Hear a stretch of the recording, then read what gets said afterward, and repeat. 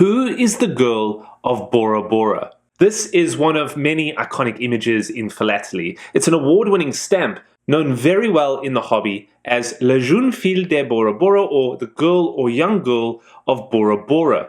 The artwork is beautiful. It's intriguing. The young woman holding her hair and looking away, perhaps posing for the artist or just deep in thought, unintendedly avoiding eye contact with us for almost 70 years. It's a fascinating stamp. It's exotic. It's mysterious. It represents a people, time, and place, yet I've known very little about it. So let's explore it together. What is the story of this stamp? Was the young girl of Bora Bora imagined by the famous artist that engraved her? Or was she based on a real person? Perhaps we can learn a few other things along the way, but let's start with the stamp.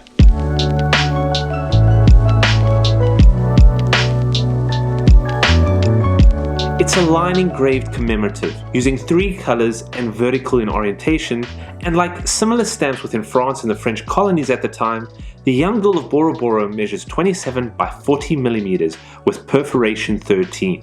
It was issued in 1955 for 9 francs of the CFP franc, the currency used by French Pacific colonies, and it was issued for French Oceania, one of the last stamps to be printed with that name. French Oceania is today's French Polynesia, a name change reflecting an earlier change in status from a single colony to an overseas territory.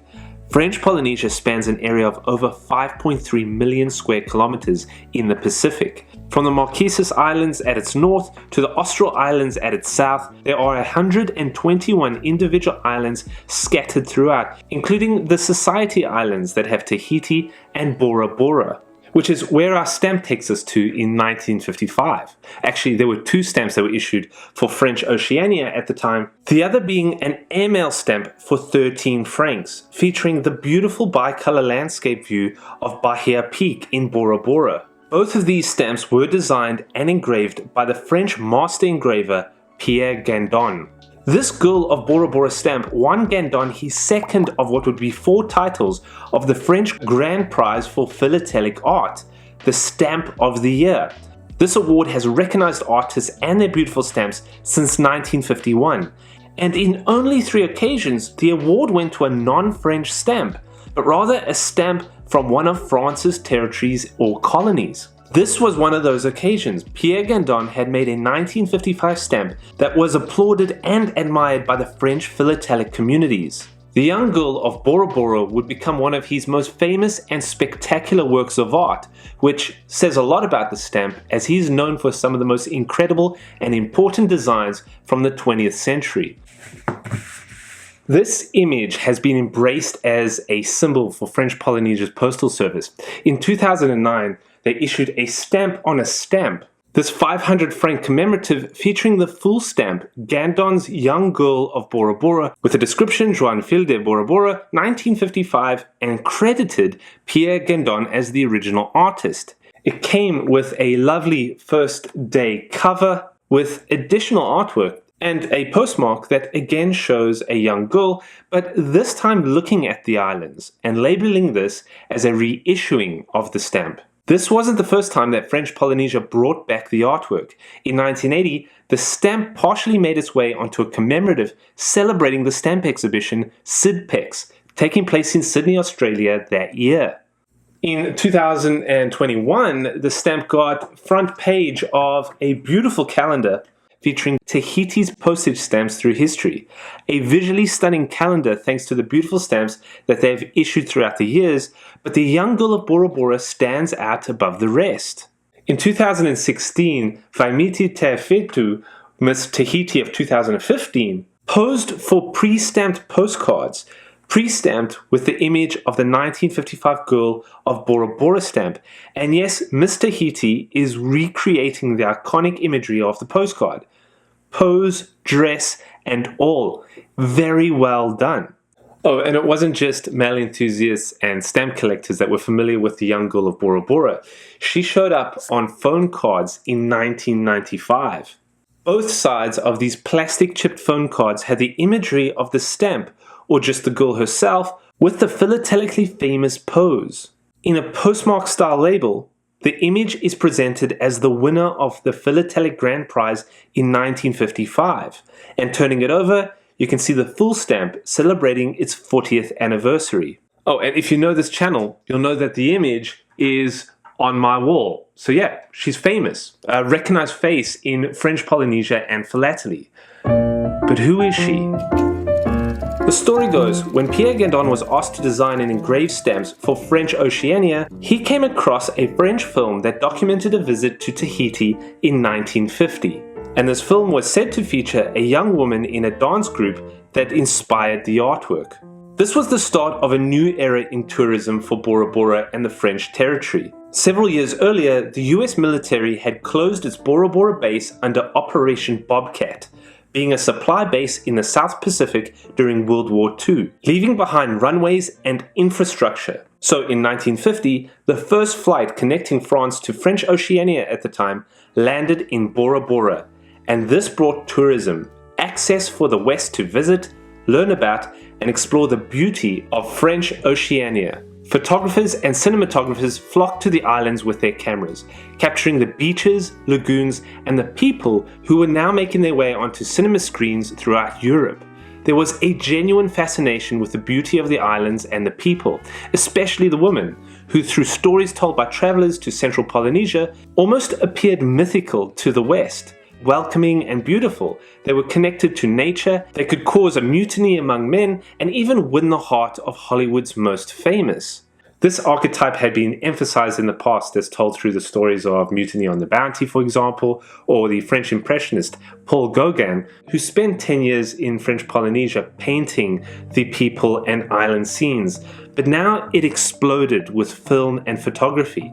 In January of 1955, Life magazine featured the storied isles of romance in the South Seas, with a Tahitian woman on front. French photographer Adolphe Sylvain became known for his black and white photographs of Tahiti and Tahitian models in the 1950s. His work would be seen around the world. And then of course films, documentaries, and promotional travel videos were being produced and shared, always highlighting Polynesian culture and its people. Apparently this 1950 film that the master engraver Pierre Gandon either saw or just managed to get a still from included a young girl that was part of a dance group that kept winning the awards during the island's July celebrations. It was a promotional video that highlighted several aspects of life in Bora Bora and was produced by Pierre Gandon. Sadly, this film has never made its way onto the internet. What you just saw were some clips from the many videos that were made at the time, but I was able to track down the video in the French archives, produced in 1950 by Pierre Gandon, just not digitized and available to view. The film is in 16mm format, kept at the French Film Archives and a French library, in which I reached out to both and got the same answer. The daughter of Pierre Gandon does not wish for any of his work to be reproduced, and that includes digitizing it. Apparently, I could submit an application to go and physically watch the film, but I got the impression that they weren't impressed that I approached them as a stamp YouTuber. But even if I could see the film, I wouldn't be able to take a photo of it or any video. Most of the information I could find on the internet about the stamp came from the Philatelic Center of Tahiti's website. A simple paragraph promoting the 2009 commemorative stamp, briefly discussing the film where Pierre Gandon saw the young girl, but also it gave me a name, Tumata Teatau. It's the only source I could somewhat trust, as it seems to have been repeated almost word for word in other forums and websites. And so, of course, I reached out to this Philatelic Center to see if they could provide me with any additional information. And all they did was copy and paste that paragraph into the email and sent it back to me. So, no. Then I got a copy of a journal from the Pacific Islands Study Circle, Pacifica, from April of 1994. The author was Christian Beslu, who studied and was recognized as an expert in Polynesian philately. He wrote about the Bora Bora girl, Tumata, and I realized that this article must have been the source for the Philatelic Center, as it was almost a direct match word for word. The article went further with details about our famous stamp model, stating that Tumata was the daughter of a minister. She also served as a model for the famous French photographer Adolphe Sylvain, and that at the time of the article in 1994, She was a lively grandmother who was passionate about golf, had been ladies' champion of Polynesia on several occasions, and was also passionate about aviation, her other interest. So I had a name, Tumata. This Girl of Bora Bora was a real person, apparently. I then looked through directories and newspaper archives and couldn't find any additional information about her. Thinking that the road for this research had come to an end, I posted a thread on social media describing what I had learned and sharing my mixed success. Then, the digital philatelist James Gavin, also known as Diggy P, sent me a link to a Facebook account that posts images, photographs, and films connected to Tahiti and French Polynesia, content that celebrates the culture and history of the islands of the South Pacific. I must have spent 45 minutes to an hour scrolling through the incredible pictures, often pausing to see if some pictures could have inspired Pierre Gandon's Girl of Bora Bora. And then I saw it. A perfect match with the stamp and postmark, the spitting image, Tumata. Clearly, this was less of an inspiration as I originally thought. The stamp is more of a realistic portrait. There are very few differences to note, including the outdoor leafy background that was added. She's not just holding her hair, she's brushing it. And of course, Pierre Gandon added a floral wreath. This was amazing. Up until this point, I didn't realize that this image existed. I thought Pierre Gandon was inspired by a face he saw in a group of dancers on film. And this image from Facebook could be a postcard, a maximum postcard with a stamp, postmark, and photo all related. The postmark, though, is 1956.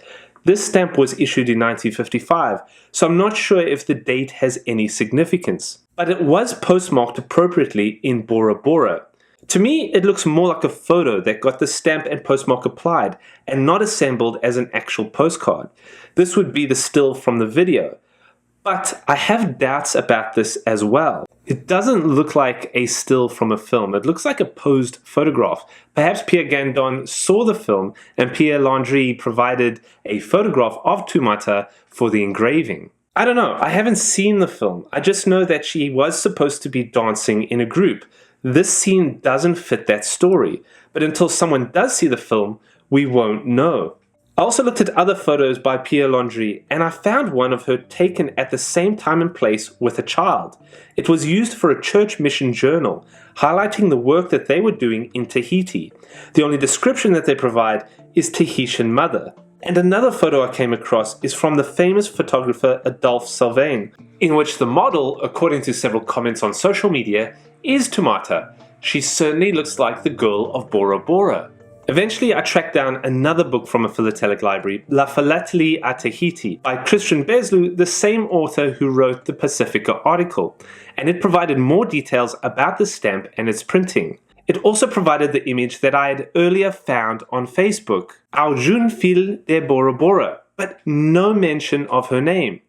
This was written 12 years prior to the Pacifica article, so perhaps her name wasn't known yet, and the author learned about it through his research later on. I could not find the original photograph anywhere else, even now knowing that it exists. This Facebook account and book seem to be the only places that prove that Tumata is real.